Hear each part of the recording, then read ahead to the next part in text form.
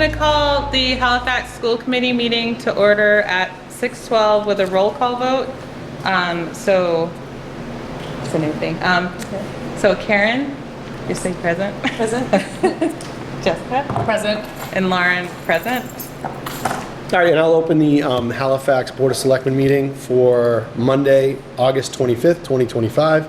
Here with us is Selectman Tom Pratt, Selectman Bill Smith, myself, Selectman Jonathan Seelig. Just to let everybody know, this meeting is being recorded by Area 58, and we usually start with a Pledge of Allegiance. If you guys will indulge me, that'd be great.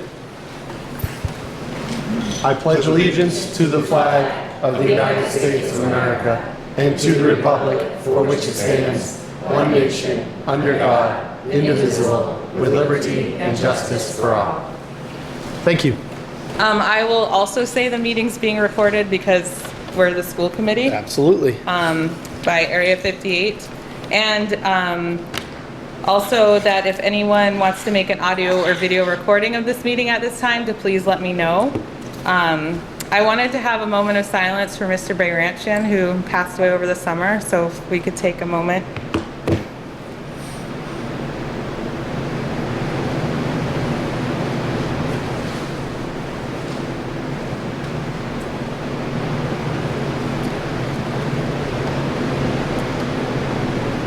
Thank you, and we really appreciate his service to the school, and he will be missed greatly by everyone. Are there any visitors that wish to speak? No? Okay. Oh, do you want to speak in addition to? Oh, I didn't know if I was supposed to speak. Oh, no, sorry. Yeah. We're going to go through that in just a second. But Okay. Any other visitors besides the candidates for being appointed to the school committee? Sorry, not more clear. All right. So at this time, we're looking to appoint a new Halifax School Committee member and have a vote. So is our other candidate here? Yeah, we have both candidates here. Okay, perfect. I was just wondering, Lauren, if I may, do we know if Laurie's coming this Lori's evening? not coming. Not coming. All right, so it's just okay. Then I think we're all systems ahead. Okay, so I wanted to invite both candidates to sit at the end of the table. And then I'll give an outline of how we're going to proceed. So first, we will allow each of you to give an opening statement of up to 3 minutes. And then the boards will take turns asking questions of both of you. You'll each get a turn to answer the question, so someone doesn't have, you don't get your whole interview and then you get and then after all the questions, you'll conclude with a 1 to 2 minute statement, and we'll go to that point. So if you would like, just because you're sitting closer, if you would like to introduce yourself and make your statement. Of course. So my name is Jody Goyette. I live here in Halifax on Writers Way. I am interested in joining the school committee. The education, I think, of our children is very important, and therefore the Halifax elementary school is very important. I am hoping to get more involved in the town. My background, I work as an attorney for the state, so I feel like I would really, but the skills that I would bring to the table is really listening to the different issues that there are and the information that needs to be decided, and viewed, and look at that information impartially, look to find the information and seek the information that's needed to make best decisions. That's something that I do on a daily basis in my role as my work. And then to use all the information that I can to make a impartial decision. So I think that those are skills that could help in the school committee. So I'm sorry, I didn't really come more prepared with a statement or anything, but that's why I want to join the committee and hopefully work with everybody here. Thank you. Thanks. Lauren? Okay, I'm Lauren Marie Brower. I live here in Halifax. Last year I had a child at each school. I just recently watched my older daughter graduate, which was wonderful. I currently am the president and have been the president for the last 3 years of the PTO up at the high school. I also sit on the school council. In addition, I've been a special educator for the last 20 years. And I am also a board certified behavior analyst, and I feel that I have a unique perspective as far as the function of how an educational system would work, where resources could come from, and, but also where they're especially needed, where we wouldn't want to cut, but where maybe we could without causing harm to the student body. Thank you. We'll open up to questions. Does anyone have any questions to start off with from the school committee?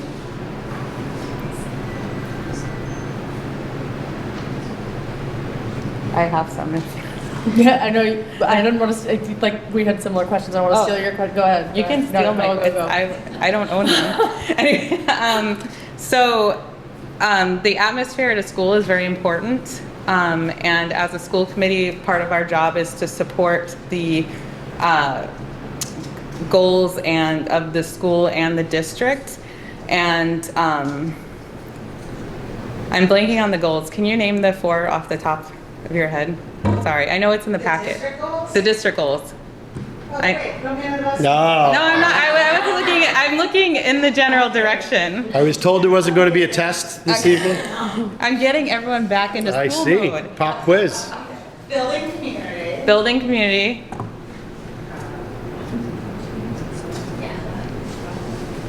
Using data and research-based instructional strategies to provide all students with access to the curriculum.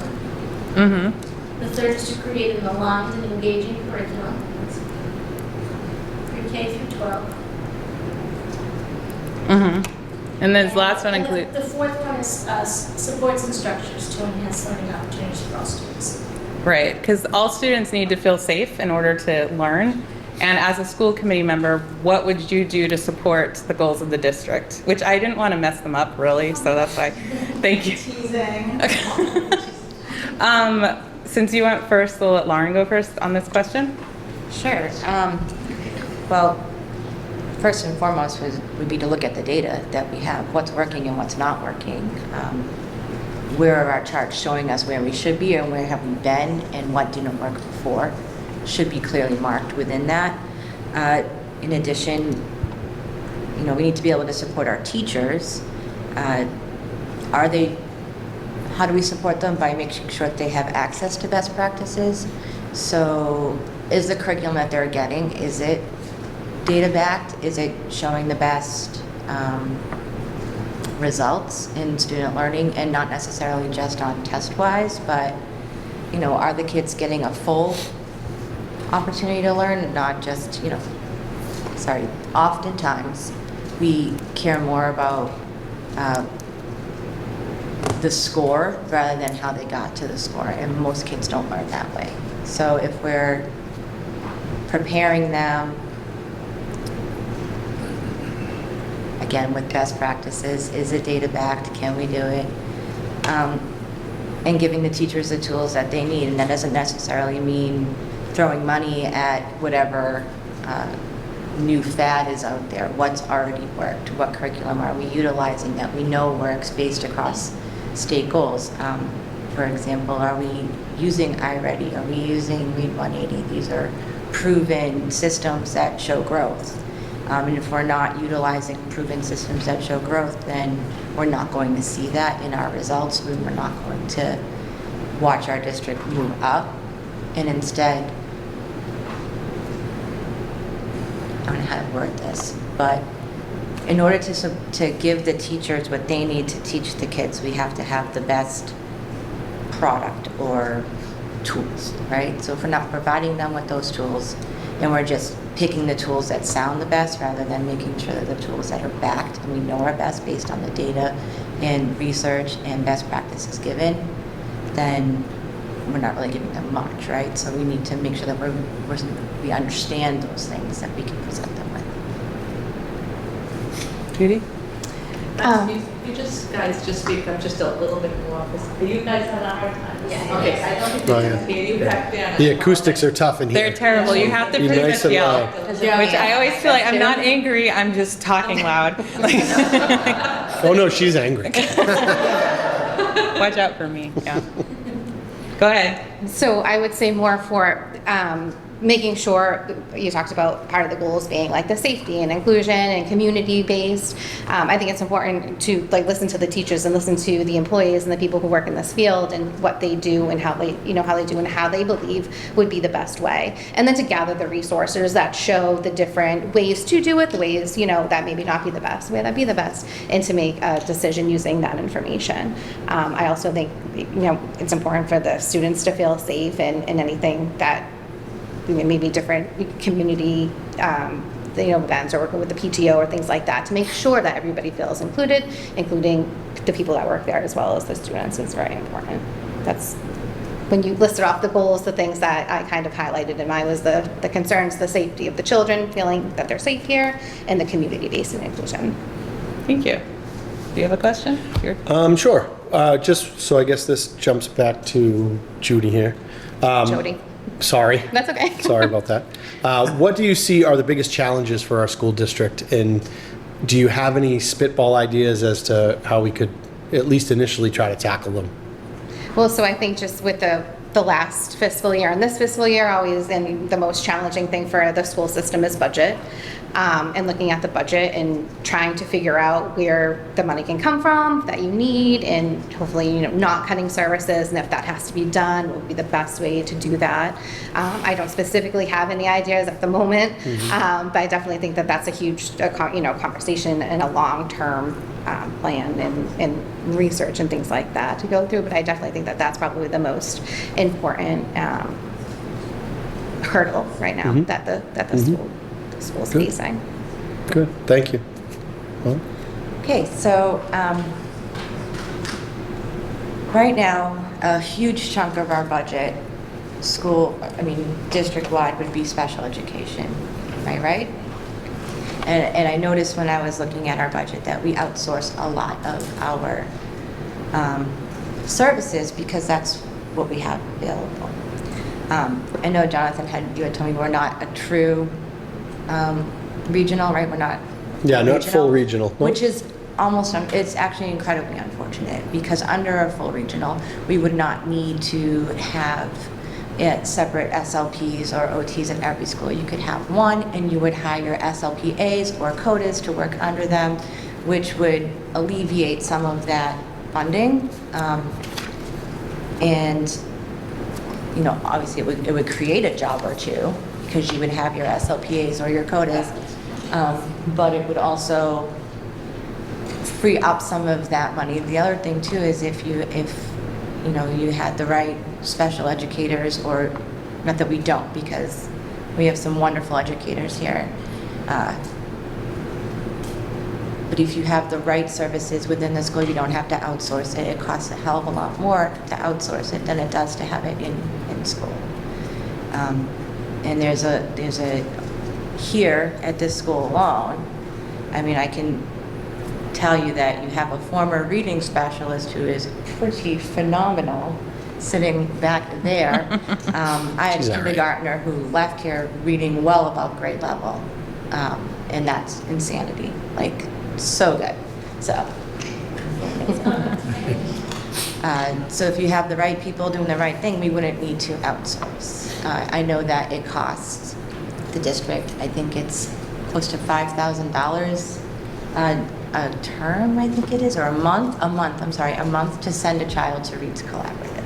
It's a lot of money for one child to go to an outsourced place. So if we can bring our students back in district, if it were more of a full district, it would alleviate financial pressure on the towns. But I also think having our kids at home in their home schools is better for our kids all around. These are, at some point, they're not always going to be out of district, right? They're going to want to come back to district. They want to build those relationships within district that they're not going to have if we cannot bring them back to district.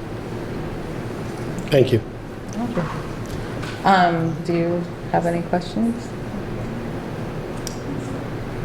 Not right now. Do you? A main question, and I'm sure that everybody is wondering this, is if you want to be on the school committee now, why did you not consider running in May? Trying to take them to our first. Sure.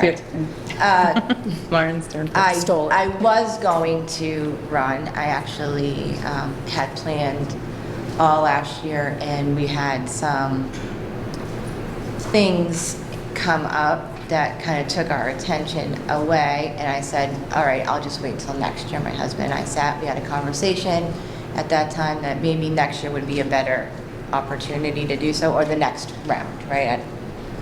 And then this happened, and it seemed like maybe it was supposed to be this year. So the plan was in place, the ideas were made. I discussed it with some friends I have on the Silver Lake School Committee and the Kingston Committee, and some other folks around town who had asked if I'd want to run. And we discussed it, and it was a plan. I had gone forward, and then life happened, and we said, oh, this might be better for us next year. But then when this kind of opened up, it was like, well, maybe it is this year that it needs to happen. For me, it wasn't even in my purview in May. It wasn't even, it wasn't even an idea in my mind. I was just finishing up. So my oldest is entering kindergarten this year. So that's when I was like, okay, once they did their whole graduation thing, the summer hit, I said, okay, I want to get involved. Where do I want to most get involved in the school system? Because this is where my kids are going to go to school. And I have a kindergartner coming in this year. I have a pre-K, a daughter in pre-K started this year, so she'll be here next year as well. So I really want to be involved in the town and the community. And so at this point in my life with my children, I feel like this is really what holds my interest. I think I'd be able to do, to best give my assets to. Okay. And we do want to thank you. We do appreciate Oh, you. yeah, not- Yeah. I'm not Yeah, no, I shade know. or No, I know. just a I was going to ask the same question, so anyway, do you have? Anybody on the board have one? Bill, you want Yeah. to go on? Yeah.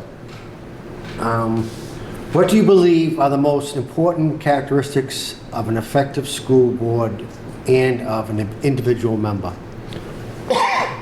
Jody first. Start with Jody, Yeah. not Judy. Yeah, Oh, Jody. thank you. That's my fault. I'm sorry. I started No, the don't worry Judy about thing. it. Even though I think it's important to have someone who can really look at an issue, the issue at hand, and to be open-minded and to really accept the information, find information that's important to make the decision, and to make an impartial decision, not a decision that most would benefit them or their beliefs, but who's going to benefit the whole school and the whole district.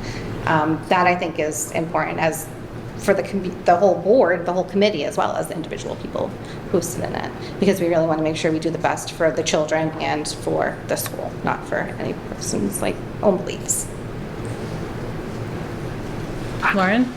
Sure. I think as a whole, the committee itself should be compassionate, willing to listen to the ideas of the parents that are going to come and want to talk to the committee, and to the teachers and the administrative and support staff. They are going to need the committee's assistance and obviously the support, right, for what they need to get done. And then on a personal level, same as Jody said, someone who is willing to look at the big picture, not just the focused in part that kind of reflects on their own goals. Although I do think that your own ideals and goals will play a part. I mean, it would be ignorant to say that it won't.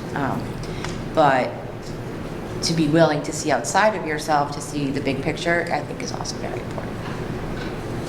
Thank you. That's good. Okay. Tom, you? Oh, you have a question? Okay. What would you say is your biggest strength that you would bring to the school committee? So not your personal strength, but what strength you would bring as a member of the school committee? Is that back on me? Back to Switch Lauren. back yeah? and forth. Yeah, Lauren. I think just my knowledge of the educational system as a whole, as it is. I've been doing this for 20 years, specifically in special education. I've been a board certified behavior analyst for the last 3. That took forever to get to, but and I'm currently working currently in continuing my studies in the area of education. Do hold 2 master's degrees in education. One in special education and one in applied behavior analysis. We kind of go hand in hand, I suppose. And so this is just where I've spent the last 20 years of my life, so I kind of know it, I hope, inside and out. So Jody? So I don't have a lot of personal experience within the education, system, but I do have a lot of experience myself is listening to everybody. And so my job, I'm a hearings officer, a review examiner, so I hear people every day, all day long in hearings, and everybody has their own sides, and it's so important, I think, to listen and to really hear what everybody is saying, and to give the opportunity for inclusion and for everybody to speak their mind and to speak how it is, what they feel. So I think it's important to listen, and I think as a board that would be important to listen. I also think it's important after the listening portion is to get the relevant information that we need, you know what I mean, to make the decision that best suits. So I think it's kind of repetitive from my last answer, but at the same time, I think listening is an additional, and the ability to do that partially important. Thank you. Tom, you got something? Okay, so I'll just start. Thank you both for coming tonight. Thank you for throwing your name in the ring. It's not easy to do that. I think the benefit here for either or both of you, in some degree, would be that this is an interim position. Filling a spot now, should a decision be made, and then re-elected, up for re-election in May. So I think it's like a sweet spot to introduce yourself, get your feet wet, learn something along the way, and then decide if this is a long-term commitment for you, because this is a big commitment. So thank you for volunteering. School committee, the school system has a lot of moving parts, always. People will tell you that. This is a particularly stressful time or year coming up for both Halifax Elementary and the Regionals Committee with budgets and so forth. And it's pretty easy to point to where the leverage is coming from. There's state issues, there's funding issues, there's special education, there's a lot of things going on. So my question is, this is maybe not so much tonight, but in May, in a general election. This is an elected position, elected by the voters.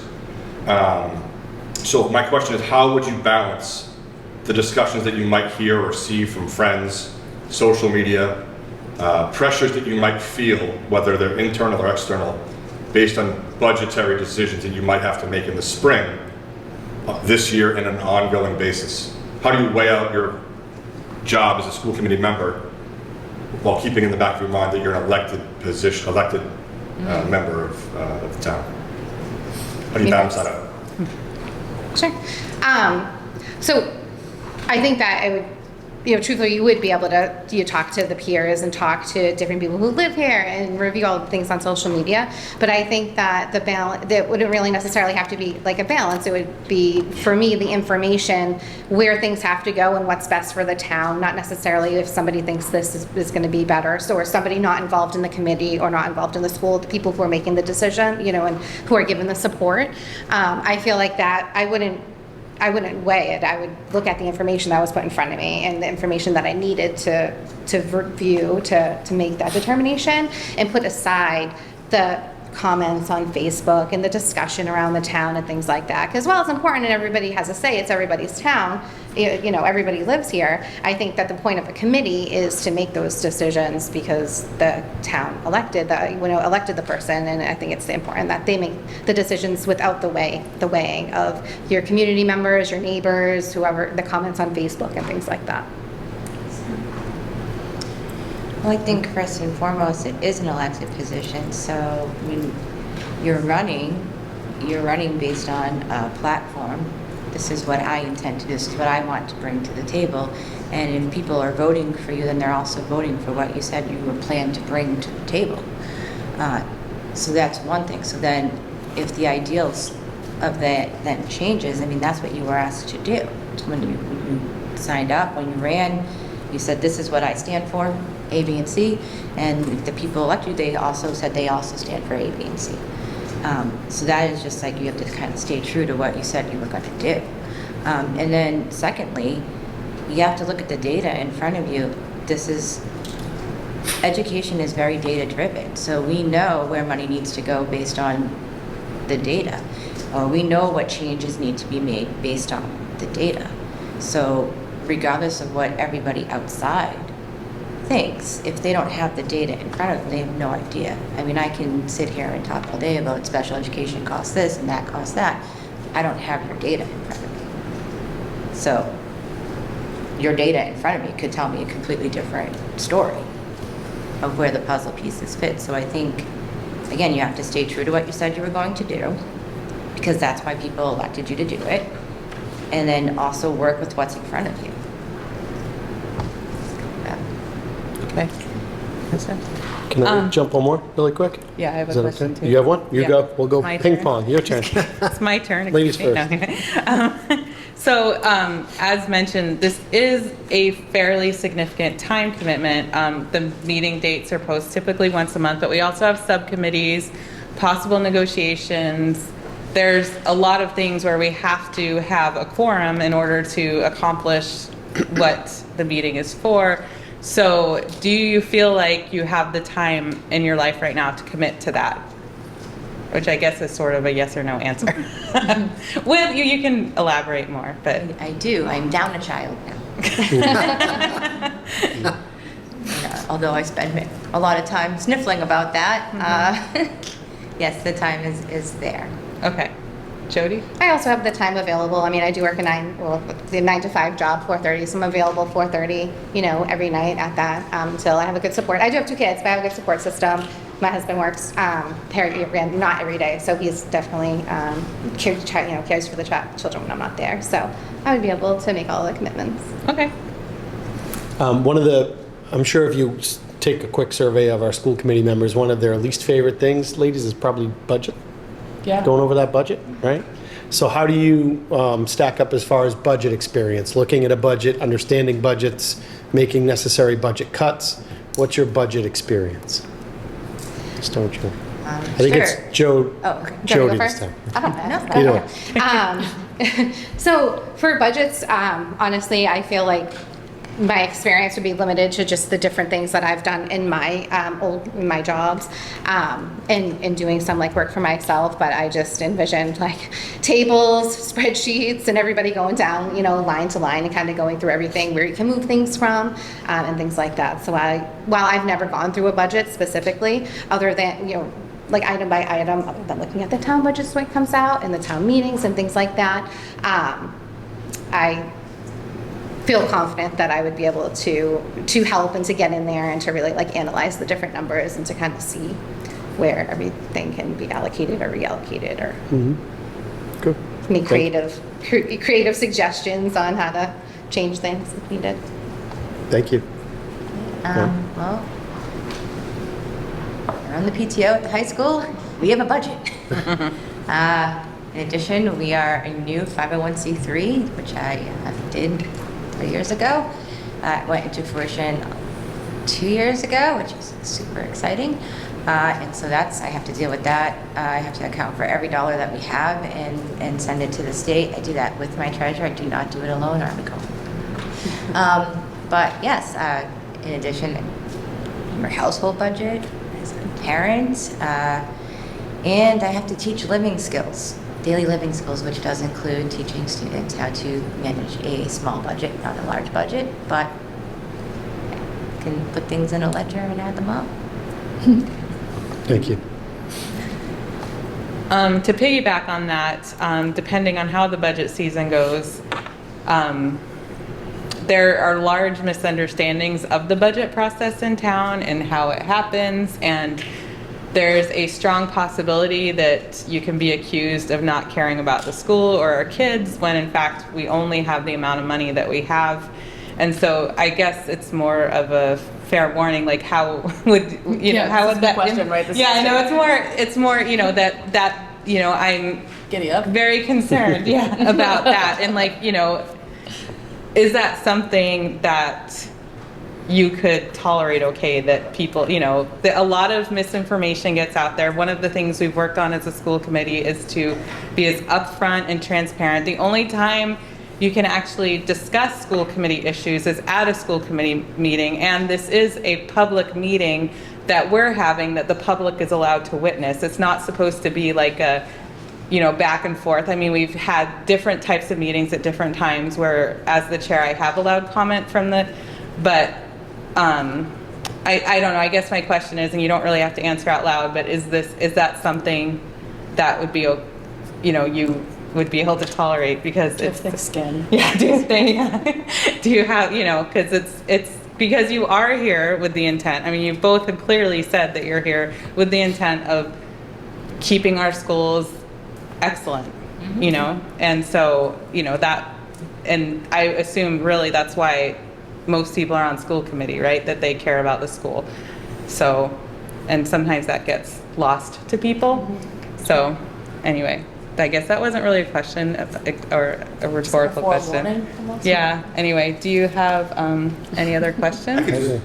One more sentence on that exact point was where I was going to go. I think, you know, not that it's conflict within a committee or a board, but difference of opinion is okay. That's how we learn. That's how other vantage points get brought up and so forth. So do you have, not a learning style, but how do you deal with, not confrontation, because I don't anticipate difficulty. Disagreement. Disagreement. How do you deal with disagreement, different opinions? I'm assuming we're all cordial and open to learning, but how do you specifically deal with a committee member who might have a, you know, juxtaposed position from where you stand? I mean, we're not all going to agree at all times. I guess the real thick of it is you just have to still be cordial. You still have to be respectful to the other person, and you know, if you can maintain that, typically we can find some common ground. We can both stand together. And if that's the case, we can build from there as opposed to our separate corners. Yeah, and I agree. I mean, a similar answer. I think it's important to say, you know, what you believe and what you want, and it's more important, I think, to calmly and patiently listen to the other person that maybe has a different opinion than you, and then start to work together to see, okay, well, let's come to a common ground. Let's compromise. How can we work together to do those things? So, Okay. Any other questions from the school committee? Do you have any more questions? I think we're good. Good. Oh, yeah, okay, so now we'll give you each the opportunity to give a closing statement. 1 to 2 minutes, yeah. I mean, Sure. whatever you feel comfortable with. shall I go first? Is that Sure, go for it. So thank you for allowing me to come today and to talk to you and to tell you the different reasons why I want to be here. I do have, you know, a lot of experience of working with conflict, and I have a thick skin. I know the caution. I would be totally fine with whatever people say on Facebook and neighbors and things like that. I don't take that to heart, and that's just something that kind of comes with my territory and my normal and day-to-day as an attorney. But I also am really, I don't know, I'm excited. I want the best person, you know, to be able to join the committee. So if it's not me, I thank you very much for having me, and I want the committee to have the best person. So, but I am excited, you know, and hopeful to work with the committee as well. Yes. I also would like you to choose who you think is the best person for the job. That being said, I do think that I bring a lot to the table with 20 years of experience within the education system here in Massachusetts. I want to see our town flourish, and I want to see our kids flourish, and I'd like to see our kids be prepared and us keep great teachers like Mrs. Heaney, who is amazing. I had children in other school districts, and they did not get what she provided to people. So, and I think that's important across the board. I think my daughter Ariel had wonderful teachers up at Silver Lake, and I hate to see, you know, when we have to let them go, or when we have to shuffle things around, when there are other ways that we could do things to keep it great. I mean, this is a great little town, so let's keep making it that way. That's all I got. Okay, so at this time, we'll have thank you so much. You can return to the seats in the. Thank you. And Thank you, guys. no matter the outcome tonight, oh, sorry. I would please encourage however the outcome, you know, obviously it's going to be a decision amongst the 6 of us, but please run whatever the outcome, because, you know, you've made, well, I'll speak for myself, you've made the decision really difficult tonight. Thank you. Anyway. Are we Anyways, welcome to stay, or should we go? Or? No, you should stay. Okay. You can hang out. Thank you. so now I'll open up any discussion, and then, I mean, I pretty much said what I had to say. They've made it a really difficult choice. Exactly. I wish it was a school committee of 6, I know, although that'd be hard with split votes, I right? think. Yeah. No, I think both candidates have definite strengths, and different strengths. You know, I loved how much school experience Lauren has, and I loved the law background with Jody. I think both would be assets to the, and I'm not being happy sunshine here, I think both would be great assets to the committee. So it truly is a very, very difficult choice. Agreed. I think that, you know, it's always difficult when you have two people for one spot, two people just looking to volunteer and help. So it's hard to say, you know, thanks but no thanks. So I've encouraged someone, whoever's not chosen, to find another avenue to contribute, whether it's this position at a later time or some other position in town, because there's a lot of help that we need, a lot of good people who are looking to do it. We could always use more. So, but thank you both for your time. So my summary, both solid candidates. There was two things that I thought worth mentioning again. I'm somebody new to the town political scene. I didn't hold a public office before. There's some benefit to having experience in that. There's also some experience in having no prior experience. Coming in with a fresh, you know, clean slate and learning on the fly. I think this is like a sweet spot for an 8 or 9 month tryout. Not from your perspective, but from the candidate's perspective, to see if this is something that they want to commit to for a multi-year period. I also liked one of the answers that talked about collaboration with the current administration and teachers, asking them what they thought. I know that's not unilaterally how it works, but the more input, the better. From people who are in the trenches, I think is a good thing. Gathering the most information you have with hard data and opinions from people who are in the know are always beneficial. So those are the two things that I kind of took away from it. Any other comments? I feel that as an educator myself, you would think that they would go hand in hand, but really the role of a school committee member is so far removed from the world of making decisions about education that I would say that that was not a strength for me particularly. It's just not a space for me to have that voice. But I think rather understanding law and policy, which is really our role, is of greater strength for that. So I just feel that having an attorney on board here to help us with lots of the policy decisions we make, I think would be an advantage. I agree. Anyone else have a comment? I am requesting a motion to appoint someone then, followed by a second. I'll make a motion to appoint Jody Goyette as school committee member. So moved. All right, and now we will have a vote, a roll call vote. I'll start with my committee. Is that okay? Yeah, go right. for it. Oh, I guess I'm in It's charge. you're the boss. You Right. go. You have the whole town. I just have the school, you know? No, this is yours. Go ahead. Karen, Yes. Jessica, Yes. myself, Lauren is a yes. Jonathan Seelig, yes. Yes. Yes. All right. So we have appointed a candidate at this point. Congratulations. And again, like I said, This wasn't easy. it was a hard decision. Thank you. And yes, thank you so much. And please, please do run. Yeah. Please. Yes. Yeah. So now I guess like the town clerk will be in touch because you have to be sworn in. So Yeah, if you want to swing in tomorrow, Jody, I don't know or what your schedule is, there'll be a card for you to fill out. And you're off and running. Awesome. Thank you so All right. much. Thank you, everybody. thank you. Thank you.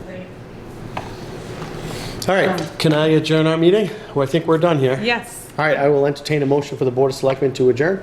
Before you do that, just real quick, 30 seconds. I'd like just like to acknowledge quickly the new principal and the assistant principal, vice principal, who both made an effort to attend, to my understanding, the kindergarten orientation last week, which I thought was a terrific start and a step in the right direction. To have you both present, I think it said something about the leadership through the door, so I appreciate that as a parent and as a member of the Board of Selectmen. He wants his kid to get A's. Who's he saying? I know what's going on here. It's working. It's working, Tom. Yeah. All right, on that note, entertain a motion to adjourn. So moved. Do I have a second? All those in favor? Aye. Aye. Thanks, guys. Thank you. Board of Selectmen is you. done at Thank you. 6:51. Thank you. Thank you, guys. Good luck. Thank you. Thank you. And now we'll continue with the rest of the, Thanks, guys. thank you. Thank you. Yeah.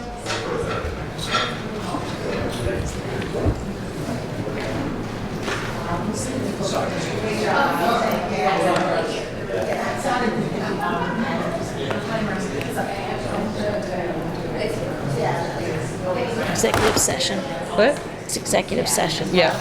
All right. That's not a piece of Yeah. Piece of gum, Karen. No, I'm okay, thank you. Okay. Hi there, Karen Townsend. You can stand up. Yep.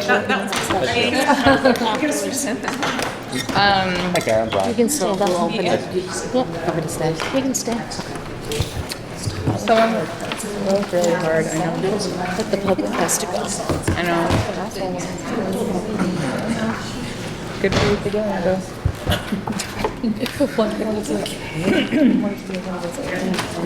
Well, I mean, honestly, either of them would have been great. Yeah. Okay. No, yes, feel free to stay. So I will entertain a motion to adjourn to executive session pursuant to MGL C308 S2 to conduct strategy sessions in preparation for collective bargaining, Halifax Teacher Association, and HTA MOA .8, and S7 to comply with any general or special law approval of executive session minutes of 8/28/25 and return to open session. One of you can just say so moved. No, you just So moved. we need a second. Second. All right, and roll call, Karen? Yes. Jessica? Yes. And I am also a yes. And I apologize that we have to go into an executive session, so we'll let you know when you can come back. All right. So now for school committee correspondence, we have not received any new correspondence. And now we have our new way of doing the consent agenda. Well, it's called consent agenda, where we can approve things in bulk, like the minutes and the approval of warrants and bills. And so at this time, would anyone like to remove anything? And we're also going to get the numbers from, I guess we should get the numbers first, and then I'll ask Sarah. Okay, Thanks. yeah, but they'll always be in your packet Right. at a time. Mhm. So what you would be moving with the consent agenda is $309,478.89. Okay. Is there anything anyone wants to remove from the consent agenda? Okay, so we just need a motion to, without objection, the items will be approved on the consent agenda. So, can I make a motion? I'll make a motion to approve the consent agenda, approval of minutes July 8th, 2025, and approval of warrants bill schedule. Okay, I'll second. And we'll have a vote. Karen? Yes. Jessica? Yes. And I'm a yes. So, all right. So now for new business, we have the Halifax teachers contract discussion and vote. So, All you need to do is a motion. yeah, because we already, I'll make a motion to approve the Halifax teachers contract for the next did I just say the next 3 years? Mm-hmm. Okay. Anyone second? Second? Yes. Karen, Jessica? Yes. And myself as a yes. And then we have had a request for a memorial for Mr. Bayrampton to be put into this, some sort of memorial in his memory. And actually, we put it on the agenda, but the school does not have the authority to make that decision. So, and the person who requested it also isn't able to be here tonight. But it's something that we're going to have to, because the building is owned by the town, it's something we have to go to the town, which actually I wish we had kept the Board of Selectmen here a little bit longer so we could discuss with them the parameters of that. But just, ideas are being brought forth, but we just have to make sure we follow the proper channels. And so I'm not sure if there's really, as a school committee, we can vote to support something to memorial, that we would, which that's pretty much what we can do. So, Okay. I would vote to support it, okay. as long as the town Yeah, so goes we along follow. with it, Okay. And I can reach out to the Board of Selectmen and say, the school committee voted to support something. How do we go about it? Okay. Any ideas on what a memorial? I think a garden, right? Or, go ahead. Oh, thank you. Yeah, if you could speak to it. Thank you. So the parent reached out and she was talking about a like a potential garden that she would take responsibility for to manage. Some other ideas have been floating out there too about ways that we could honor Mr. B because of his impact not only within the Halifax community but with the greater community, with his huge contributions to sports in the area, and just a kind of like some other ideas too about supporting him. So that's how it came out. Apparently, I actually emailed Ms. Luperon, the assistant principal. She forwarded it to me, and then just kind of going through the right channels to make sure that something can or could happen. Okay. Yeah, I would imagine like some kind of scholarship or something. Well, that's something the HTA can do. But I mean, I don't know as a community how that works. But I know like the HTA could create a scholarship, or I'm not sure. I mean, we'd have to look into it for I don't think the school committee can do that. But Jill? So, in terms of anything related to the building, anything attached to the building or naming of the building, whether it be a plaque or a dedication of a part of the building, you'd have to go through the town to see if they have any requirements or bylaws that would dictate how that process would be achieved. So that's the reason why we're recommending going to the town to find out that process first. okay. Any further discussion? Okay. I'll make a motion to explore with the town and with our support, the school committee supports something, and I hate to use the word something, but an appropriate memorial for Mr. B that represents his contribution to the school and the town. I'll second that. Okay. Karen? Yes. Jessica? Yes. And myself is a yes. Thank you. You're welcome. Thank you. I can speak to full regionalization. Okay, thank you. So Sarah and I have been attending full regionalization meetings on a fairly regular basis with representatives from our school committees and representatives from our towns, and working with the Collins Center to come up with a proposal that will reflect a study that will look into the costs and possible benefits of full regionalization, that will include some sort of financial forecasting, so that if the school committees and the town decide to move forward to bring this proposal to the community, they would have an understanding of what the potential costs and benefits would be. So that has taken most of our summertime with the Collins Center, and we'll be meeting again in September, and we hope to have more information following that. Great. And we anticipate that this process will take about a year to conduct the research going into it. So we could have an answer by next summer possibly, or like a results of their, Ideally, yes. that'd be great. Do we need the HTA contract and just, or? I think it was just a mistake and listed twice. Okay, all right, that's what it seemed like it, okay. Thank you. All right. Now for our administration report, we have Brian Freyna, our new principal. I wanted to introduce, I'm sure you've been introduced about 15 times, but we'll see how long we call you the new principal, right? Thanks for having me to a school committee that I have to attend all the time. Appreciate it. And a lot's been happening in the school as I came on board on the 1st, and we've really jumped into hiring and making sure that we're fully staffed as best as possible. We're not fully staffed yet, but we're getting there, and we're good to go on the first day of school. Open house is coming up. We're very excited about that. On September 9th, I keep sending it out, and now I'm blanking onto it. September 9th here at the building, and it's going to be. I can't wait to have the community within the building too, because of how hard the custodians have worked over the summer to make sure that the building's prepared. This place looks absolutely incredible. From the first day that I stepped into the building, the maintenance crew had already had all the furniture out of the classrooms, and they were working on finishing the floors. Working on things that I wasn't even aware of to make sure that the building's going to be functional. The technology team here in the building has been outstanding to make sure that things are up and running. The Chromebooks, touch views, the rethinking of some different ideas for our technology classroom, and the collaboration with the central office staff has been fantastic. We kicked off today. like the rest of the school district, we started off with a big circle. I'm sure the staff really liked that.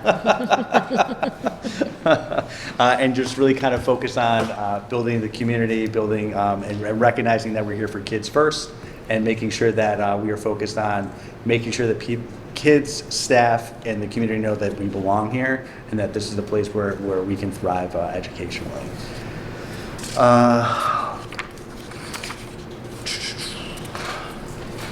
So do you have any questions? What's the enrollment? I know we asked you on the tour, but. So I don't have the exact numbers for each class, but right now our enrollment number is at 535.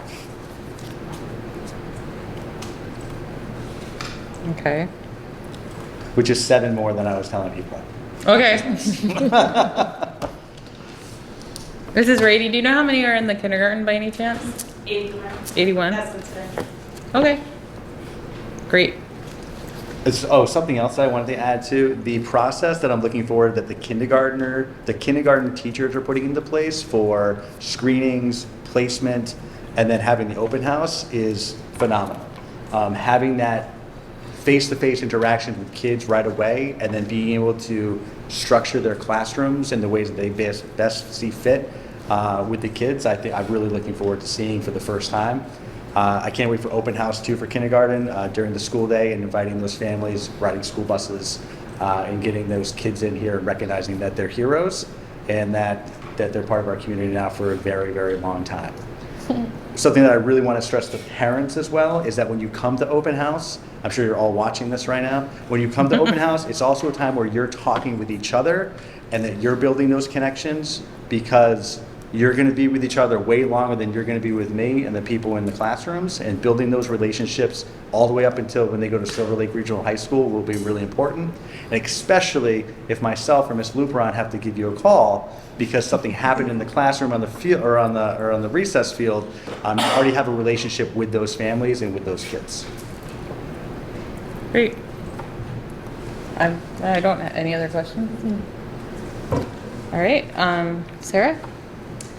So in your digital packets for tonight, the financial report, you'll notice that it looks different. There are 2 different copies of the financial report. There is a summary and then a detail. You can see what I worked on last year, the redoing the chart of accounts for all 4 entities. You can see what that looks like in the detail account, where you can see, these are the textbook expenses and these are the professional development expenses. And so things are grouped together in a way in alignment with other districts in the state, and in a way that I think will be easier for you to look at. I wanted to point out these 2 reports to you tonight, answer any questions that you might have about them, and to let you know that those will be part of the consent agenda in the future. Okay, so the financial report here will be part of the consent agenda? Okay. Yes. You will get it the week in advance, or whatever the deadline is. All right. And also in the consent agenda, we don't have it for tonight because there aren't any, but the grants and donations, that chart of grants and donations, that would be in there as well. Okay.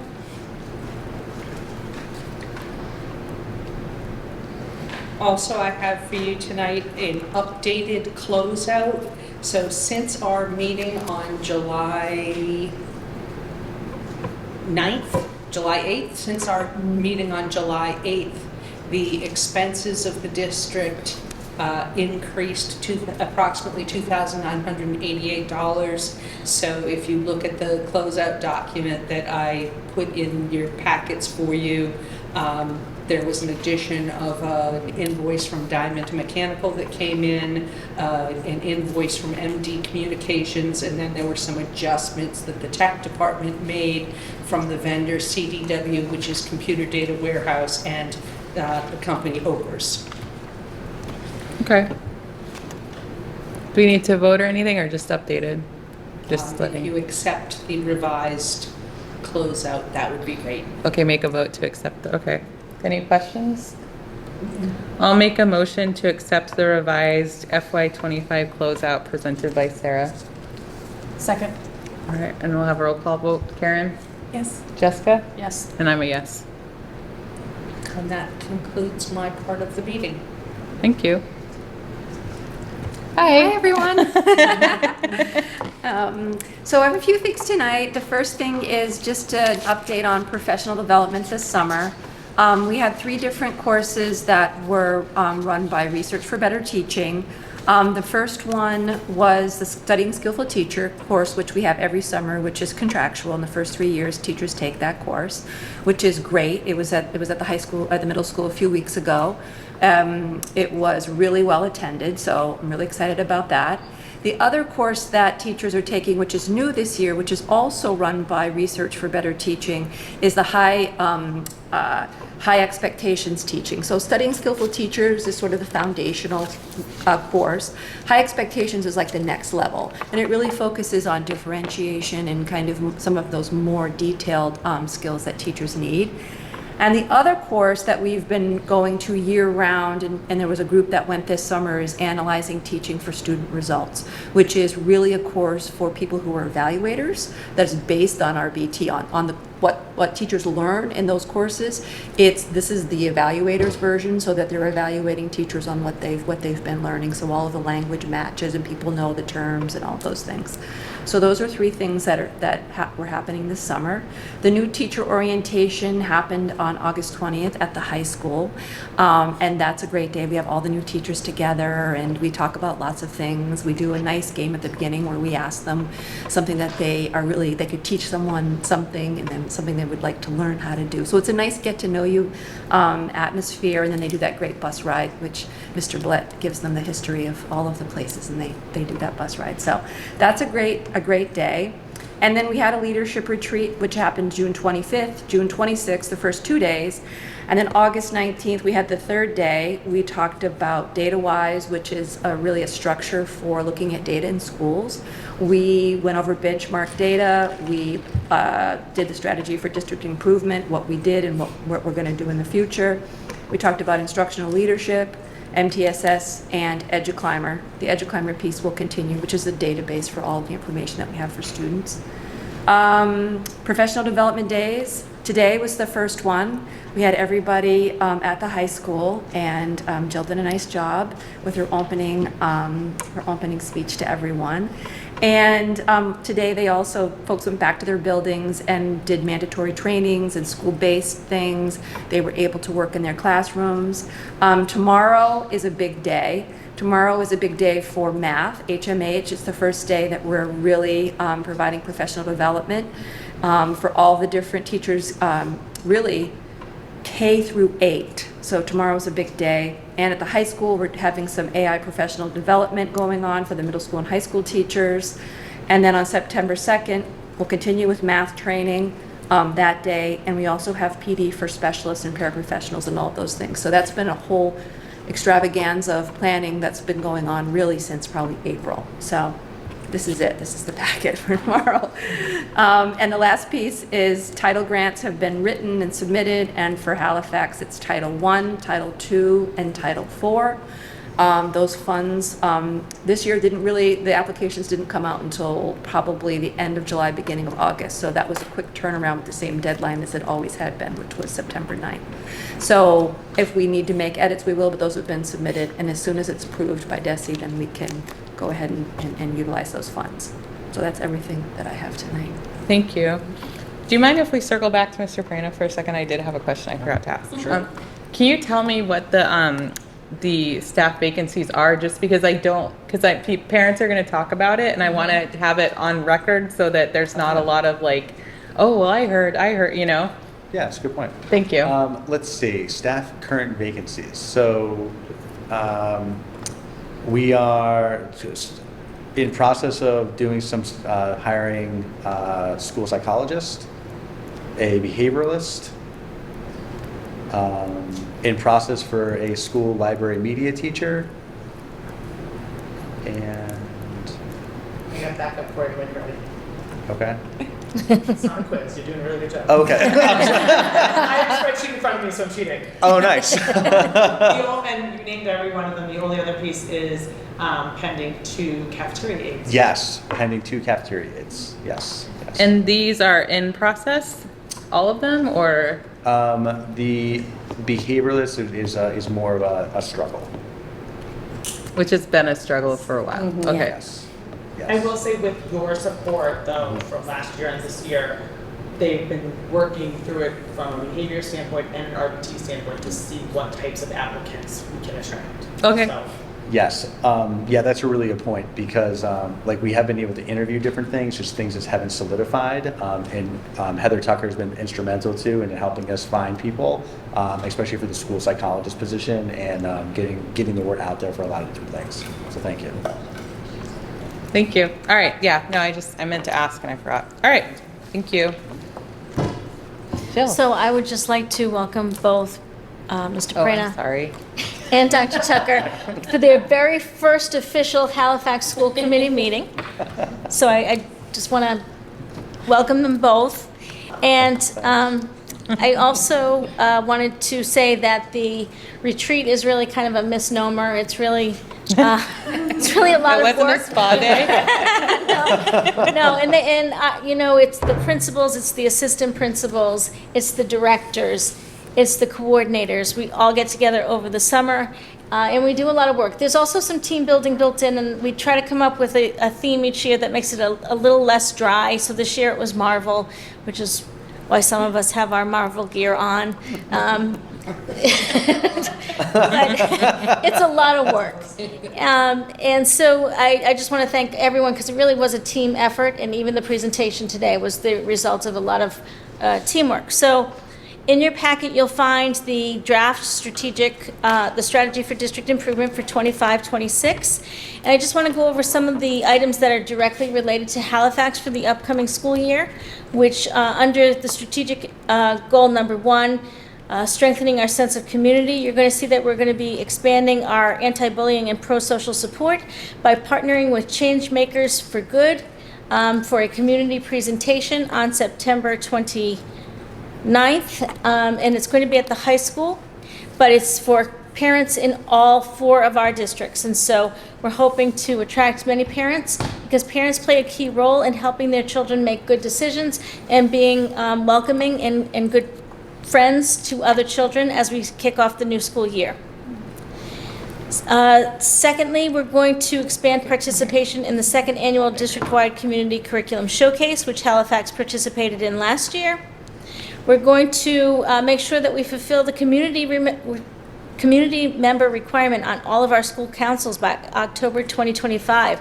So please, if you are a community member and are interested in serving on the school council, please contact Mr. Prana as soon as possible because we want to make sure that we get input from the community. So, and that's in all of our schools. We're just coming out early so that we can try to get more interest in helping us. The school council is very instrumental in helping to come up with a school improvement plan, as well as review certain potential changes to the school handbook, which ultimately would be approved by the school committee. But it's an important committee to be part of. The second goal is the emphasis of high expectations for all students using research-based strategies, data-informed instruction, not destruction, and a tiered system of support. So we're going to be strengthening co-teaching methodology. We're going to be utilizing observations and teacher evaluation to look for aspects of RBT, which this year we're going to focus on framing the lesson, communicating the objectives, and implementing a criteria for success for students. And we will be continuing full staff training on EduClimber so that our staff becomes more familiar with and it's easier to use the data dashboard for things like MTSS process or student support team. And they will be implementing the DataWise protocol to help frame their data team meetings as well. Strategic goal number 3, we're going to continue to implement the curriculum review. We're in year 2 for math, so it will be the implementation of the new math program, but we'll be starting literacy. And we will continue to implement assessments 3 times a year for STAR and DIBBLE at the elementary level. For our 4th goal, which really focuses on structures that help us to support all of these goals, We're going to be focusing on the Tri-Town Committee to examine full regionalization and what that may or may not mean for our communities. We are going to provide training and professional development, which will include this year integrating AI into instruction. And we will be streamlining and accelerating our timeline for the FY27 capital and budget planning. So my next item on the agenda is that revised timeline. Our goal this year is to get you a budget by December that would be votable. Oh, that's exciting. So that's the word that we're using in our meetings. We have sent out this timeline to all of our school committees. The next step, Sarah is sending out an FY27 budget proposal request memo. We've already had some preliminary conversations with some of our principals, but this will specifically outline their next steps. The rollover is being completed so that the principals now have access to their line items, but you'll get a memo on all of that and on what that looks like, and we will be here to support. No, that's a new process here in this building for you. How soon can the town give us a number typically, like of what they're? So the governor's budget comes out in January, and we really don't have, won't have a number from the town, including that, until January.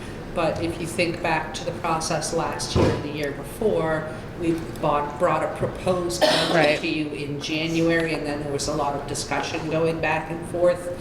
And this aggressive budget calendar really takes that into consideration, that we're going to do a lot more work before it comes to you. Okay, sounds great. Thank you. We're going to have in September, we're going to have a discussion with each school committee regarding goals and priorities for FY27 budget. So we're looking forward to your recommendations and your requests of us sooner the better, so that we can start putting together those numbers for you. In October, we're going to meet with the principals, the technology director, and the director of facilities, and the director of student services to review their budget proposals as well. In November, as usual, we will have our joint meeting where our tech director, our curriculum coordinator, and our director of student services will all present budgetary overviews regarding some of the drivers and some of the expected trends to look for in the budget for the upcoming season. And then in December, we hope to have what would have been our preliminary budget that we typically give you in January.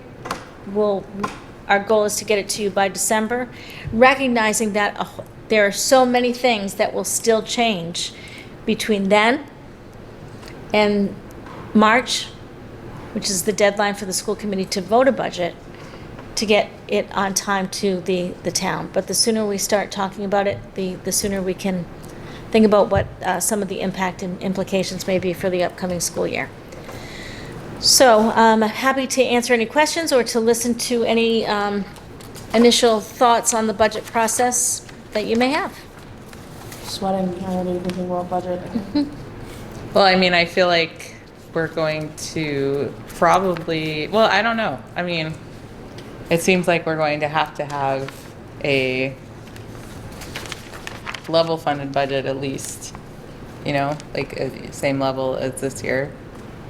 I would guess that's the worst, best case scenario. I'm hoping, that's our best case scenario, the level funded budget, same amount of money we had this year. So, we definitely need that. And I don't know what kind of, what did they call it last year? Because they didn't call it cuts, reductions. I don't know what kind of reductions the town's going to request, but as a school committee member, I would like to not have to cut anything. But I feel like if we can work within, the level funded budget, that, that's a place to start, showing that we're trying to be as conservative as possible. That's my thought anyway. So Okay. that would definitely one request. Because I really don't see any, even if we were to go for an override if needed, I feel like we can't ask for any more, just what we need to run the school, basically. Do you feel like that's accurate, or? So to be clear, you said level funded, but you don't want cuts. There's a difference between level funded and level service. Right, level funded I know is not the same as level service. Level service would automatically be an increase. Right. So that's why I'm saying level funded, but hoping, I know, I can hope, right? Right. I mean, I guess too, for information's sake, although I don't want to make you do 1,000 budgets, that we could see what the difference between a level funded and level service budget is, and have what each means, because if we're going to go for an override, I don't, but again, I'm imagining it's going to be tough. I hope the state comes through, but realistically, we would always start with a level service budget. Right. And then say, oh, look, it's this much over level funded, and then have to do some difficult work. right. Well, I mean, I suppose I just was Captain Obvious in my request. So, all right. Any other? Okay. But I think it's a good timeline because we had to work so hard on it last year. So we'll start earlier, hopefully. There will be a lot of potential changes as things like grants, as the state budget comes into view. So again, there's going to be that disclaimer. So the earlier you get presented with the budget, the more likely those numbers are going to change. So we will keep repeating that because sometimes people get upset when they see how vastly different the numbers can be. No, that's understandable, but also this year we should have some money come into play that we didn't have this year because we didn't qualify for it. So, right, like I'm trying to remember what it was called. There was some money we didn't qualify for them. Is it the 270 or the 240? 240. Grant. So okay. The former special ed director wasn't confident that Halifax would make the maintenance of effort this year threshold in order to get the 240 grant for this year. So we didn't factor that into any of the budgeting. Did we actually meet the threshold, or we haven't? So at this moment of time, I'm actually asking because the FY24 budget was more of a consortium, and we've obviously untangled some of those webs that have us looking at. So I've been a little bit of a thorn in the side of the department, asking some really poignant questions about does that mean in our maintenance of effort. Ms. Hickey and I had a phone call last week where I was asking questions about what does that look like, what does that mean, what are our responsibilities. The way that the grants are looking at, you have somebody who looks more fiscal and funding, and then there's another portion of the grant that looks at more special education compliance and how we're using the money to increase outcomes for students. And what I appreciate is they don't want to step in each other's buckets, but what it means is not one person could answer all of the questions. So I reached out to another person to follow up on that maintenance of effort type of question, and he sent me to a supervisor right off the bat because I already know that we're complex, which is okay. I do have to say, the finance person just really appreciated the time, effort, and energy that Ms. Hickey and I are trying to put in to do it right and to make sure we have the right questions. And she, like she said, we're not doing brain surgery. We know everything is fixable should it need to be, but I did say to both sets of teams, we have money for carryover for equitable services. That's not something that necessarily applies to Halifax, but more so in one of the other districts. But again, our maintenance of effort is reflective right now on an FY24 number that is not accurate and does not tell the story. So while I understand we have numbers that you look at in a spreadsheet, but does not actually capture the qualitative portion of what's going on. So I'm hoping they'll get back to me real soon, but I am pressing those questions because it's important. Thank you. Yep. Oh, that's great. I'm sorry, I can never remember exactly what things are called. At least you read my mind. Anyway. All right. Anything else? That's it for me. Okay. Thank you. Hoping for, miracles. Anyway, subcommittee reports. We don't have all of our subcommittees fully appointed at this time because we were waiting for our new person. And so I guess we'll go through, admin review. No meeting. Nothing. That's what I thought. Pilgrim Area Collaborative. I don't think there's been anything yet in the summer. Union 31, we did have a meeting, but it was for Talk about the Google right policy in the handbook, which will be going out to parents when Right. they receive the handbook sign off. Right. Negotiations. We voted for the teacher contract tonight, and the custodian contract has been settled as well. So. Yep. And then capital budget, I don't think they met. Policy, I don't think met either. Well, it was the Union 31 covered policy, but. And MASC has put out some new policy changes that are being reviewed by Attorney Duperret, and once those have been reviewed, we'll present them to the policy subcommittee sometime in the fall. Okay. And I think as a member of the school committee, you actually received those new policy changes in the mail. And then Youth and Rec, I don't think we have a liaison right now, but I don't think there was any meetings. And then PTO, there hasn't been any meetings, so. Other matters unforeseen at time of posting, this is a new one, but I don't. I was like, It's really just for things that there's no way you could have known that it is not meant for us to abuse. Right. But it's there in the event of something like an emergency where we really needed to take care of something that we could not have known 48 hours in advance. Okay. Yep. So we Excellent. put it So- there just in case. Just in case. I don't think anything came up, thankfully. All right. Today. So dates to remember, first day of school is August 27th. Labor Day is September 1st. Teacher in service, so no school, is September 2nd. Early release will be September 25th.